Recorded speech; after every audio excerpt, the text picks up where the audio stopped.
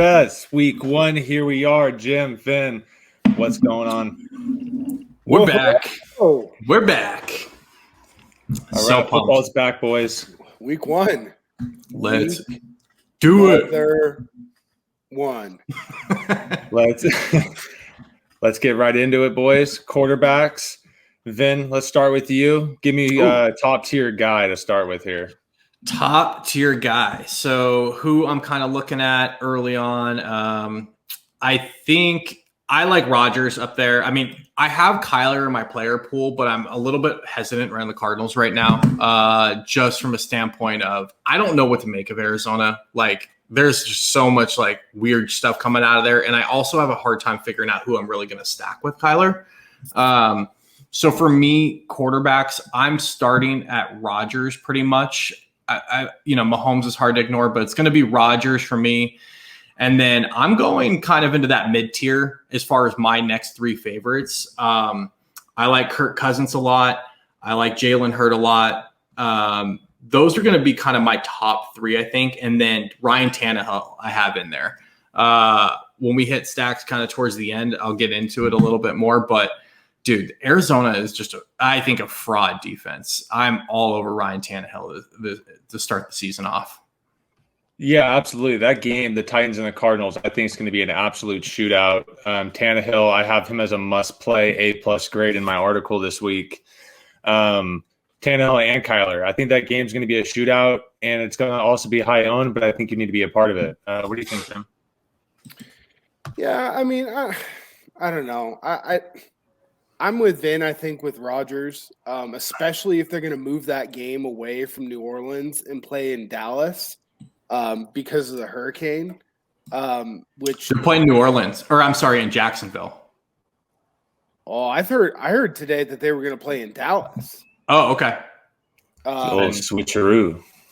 Well, I mean, yeah. I mean, for one, I would much prefer them to play in Dallas because that's indoors. It's a fast track, right? The same thing a Superdome gives you without the Superdome's crowd, really, right? Yeah. So, I mean, if I'm going up top, I mean, I think Rodgers is probably what I want to pay for. I don't know if I would rather see the Cardinals play for a week. Yeah. And then, I mean, I know what Kyler is, right? But there's a lot of different moving parts on that defense or on that offense. I think they're just going to throw the ball a ton. So it's going to be hard to like pair up people. Yeah. I mean, I think if I'm going to play Kyler, I think I'm just going to like play like Rondale Moore with him and who's like the dead man and just go from there. Right. Because if he busts, then he busts. Right. But I think that their lack of depth at the running back with Chris Edmonds and Connor, I mean, I think they're going to try to find ways to get Rondale Moore involved a lot in like the short passing game.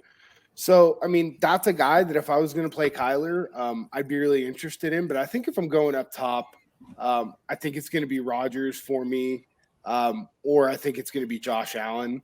Those are the 2 guys that I'm really looking at. Russ, maybe, right? I just, again, I don't know what the hell that Seattle team is going to look like. So, week 1, I would rather go for sure things. I know Rodgers is going to light it up, and I know Josh Allen's going to light it up, right? So if I'm paying up, I want to pay up for sure things. I don't want to pay up for question marks. And Rodgers is an absolute value this week in week 1 at 6,800. You're not going to get him at 6,800 any other time this season. I know he's a high-end guy, but that's not a high-end price for Rodgers. I think it's a price you can't ignore. And you guys are right. I think it's a surefire. Rodgers is about to throw 3 touchdowns minimum in week 1. Yeah, and I have a lot of interest in Jalen Hurts. I think Atlanta's terrible. I think the defense is horrible.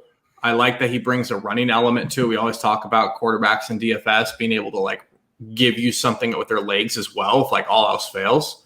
And the one thing I like a lot about the Eagles is bad defense they're playing against. Atlanta should score, so it should push the game, a little bit faster, but also his weapons are cheap. Jalen Reagor, Devontae Smith, even the tight ends, Goddard and Ertz. Like, dude, they're cheap. So you can go with an Eagle stack and have some serious upside and, squeeze in one, maybe two of those big running backs, which we'll talk about next. But Jalen Hurts to me, I like him a lot in week 1. All right. Any other quarterbacks you guys are going down for? I got my one sleeper, but I'll let Jim go. No, you go ahead. I'm interested to hear what you're thinking. I mentioned it on our group chat a couple weeks ago, and I'm still on it. I'm liking Baker, man. Looking at it more, I know you're gonna laugh. I don't love playing against Kansas City's front seven. I think that's like their strength of their team with Chris Jones and some of those other guys there. I don't want any part of that. And so I know Cleveland's going to run the ball, but if Kansas City goes absolutely ham, which they could any game, Baker's going to have to throw. And I think the receiver pool is pretty tight. Like you have OBJ's back healthy, who nobody's talking about. Jarvis Landry, you've got Hooper at tight end you can pair him with. I think it's a pretty clear-cut stack, and it's nice that you can bring back the Chiefs guys, if you're going to go game stack there. So yeah, to me, I have a hard time getting off of that, but that's kind of what I'm thinking, and I hope you're going to mention the other guy that I like next. Well, I mean, we talked about him a little bit, but Sam Darnold, right? Yeah. Oh, yeah. Sammy D. My biggest concern, as I actually was hoping that he would look like shit in the preseason, because now it's week 1. There's no preseason game this week, so everyone's gonna have all week to look at Sam Darnold at $5,000 and go, oh man, this guy is the absolute smash play. I'm probably gonna play a fair amount of him anyway, but I think a guy that I'm gonna turn to that per the numbers that I'm looking at is going to be the best value. I don't know how highly owned he's going to be, but it's Mac Jones. Whoa. $4,400. They're playing the Dolphins. Dolphins are a good team. Yeah. Right? Dolphins are going to score some points. I realize that the Patriots are going to run a lot of 12 personnel, 2 tight ends, try and run the ball a lot. But the fact of the matter is that I just don't think that they're going to be able to do that against Miami. Miami's got a great front seven. And, I don't know if Mac Jones can get 30 points, but can he get 20 pretty easily? Yeah. I mean, at $4,400, he's got a 65% chance to do 3x. Which is just about 15 points. Right? All right. So, gun to your head. Do you like him more or less than Darnold, who's $400 more? Well, I like Darnold incredibly more, but if you're telling me that Darnold is going to be now, QBs are usually not too wildly overowned, and on a full slate, I think it'll still be okay. But I mean, Darnold is on another level. I think Darnold might be one of the best plays in the entire week. I'm just wondering, I think a unique build could be like a Darnold CMC, DJ Moore, or Terrence Marshall, or whatever. I think if people are going to play CMC, I don't see them playing Darnold, right? Yeah, I think that's a good way to get some variability in your lineup, right? CMC is probably going to be another guy that, when we move on to running backs, it's going to be highly owned. Yeah. But just because a guy is highly owned doesn't mean that you can't play him. Right. Most of the contests we play are single entry and 3 max. Right. Yeah. You can play highly owned guys in that. You can get weird other places and build your lineup in a unique way like that. I mean, definitely. I think Sam Darnold's probably one of the best plays of the week. I think a guy on the other side of the same price is Zach Wilson. I mean, if we think that the Panthers are just going to shit all over the Jets, I mean, the Jets aren't going to be able to go out there and run the ball. Yeah. He's got some really, really cheap options you can pair with. I love Jamison Crowder. He's healthy, right? He's in the slot. Those are going to be easy throws for Zach. And I like Denzel Mims a whole lot. he's a speedster guy. He's a guy that can blow the top off the defense, and they're going to take some deep shots, and they're going to have to, right? So I think an interesting way for me, I'm going to have some game stacks of that game a little bit later when we get to stacks, but I think Zach Wilson is going to be an interesting pivot play in the same game off of Sam Darnold, because I mean, what if this guy just comes out and throws, 420 yards, 3 touchdowns and 3 interceptions, and they still lose, 42-22 or 42-20. Yeah. Right. Like that's kind of where I'm looking. I'm either going to go way up high or way down low. I mean, there's not a lot of guys at quarterback in the mid-range this week that I'm in love with. I'm interested in Burrow a little bit, 5,700. I think Baker's priced right. I just fucking hate I know you don't like him. I just don't.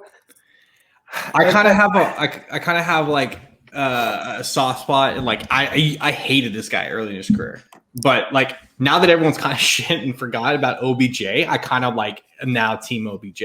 Like, he didn't become a worse player. No. He's still super electric. Like, the guy was just injured last year, so and look, I don't know. Kansas City, I mean, it all comes down to if you think that Kansas City is going to come out sharp, and they're going to be able to put up points against the Browns. One guy that I didn't really hear you guys talk about a whole lot, I talked about Josh Allen a little bit. I like Big Ben. Biggie Ben and the boot. They're playing the Bills. They're going to have to put some points up. I mean, the best time to play Ben is now, when he's as healthy as absolutely he's going to be all year. Best shape of his life, dude. Pair him up with Deontay Johnson and maybe a little Pat Freiermuth at tight end, and then away we go. Right, we could play Diggs on the other side. And my only concern with that is, like, I think both those defenses are pretty good. Like, you know what I mean? Like, is the upside there? Are we going to get like a huge shootout? I mean, both offenses for sure can. But I think that the way that the NFL is structured today, there's just, if you go back and look at all the scores from last year, there's just so few games that are like 12-6. Right. Or like 20-13. They just, when you have two high-powered offenses, these guys are so good. And the rules are skewed toward the offense, right? We all know that. It's not a secret. I don't know. I think that might be a sneaky way to go, and maybe a larger field 3-max where, Ben's the guy that can throw 5 touchdowns, no problem, right? Right. You can throw one to Najee, a deep one to Claypool, and then a couple to like Deontay Johnson, or like one to him and one to Freiermuth, and away we go, right? Right. So Joe, that's where I'm kind of going. I like it. There's some names in there I wasn't really on. So, Joe, do you have anyone that we didn't talk about that you're a little tickled about? No, you guys pretty much covered it. I love Darnold at the bottom. I like Kyler at the top. I just like that game, the Titans and the Cardinals, especially like Tannehill. I mean, the Cardinals' best cornerback was Malcolm Butler, and now he seems to be retired. There's really not much going on there. I don't know if I'm going to stack anyone with Tannehill, just because I don't know who the hell the ball is going to. But I have no problem playing Tannehill as a one-off this week, potentially throwing 4+ touchdowns. I'll touch on that for you at the receiver position. But all right.